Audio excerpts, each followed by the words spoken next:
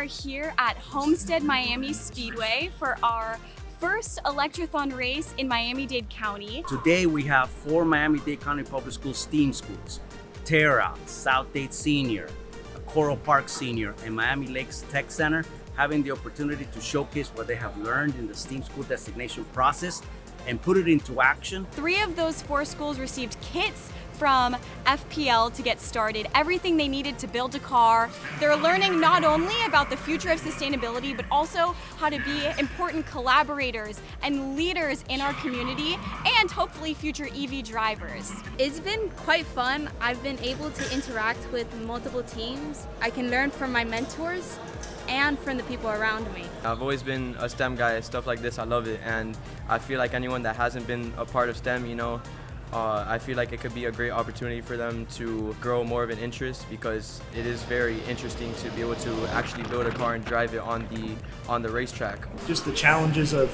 getting all the kids a chance to put their hands on the car, the way the wheels are, tuning the wheels, and just all these different things that go into it. They have all learned so much. I learned how to solder, how to program it, the motor, and all that. It's been a fun experience for me, trying to experiment how this car works. FPL definitely was able to make it all possible. We wouldn't have been able to do any of it. We got all the parts, all the frames necessary to build the car, and they're providing a great experience for all the students to be able to learn and have fun out here. We teach electricity, but they don't think about it that way. But now with the EV and the Electrathon, they're really excited. This has taught me that just because my skills in math aren't spectacular, I can still follow a career into the STEM program. It has been an absolute privilege for Florida Power and Light to support Electrathon this year, and all of our students, teachers, and schools across the state of Florida. We're really excited to continue that investment and watch the sport grow across the next year and more years to come.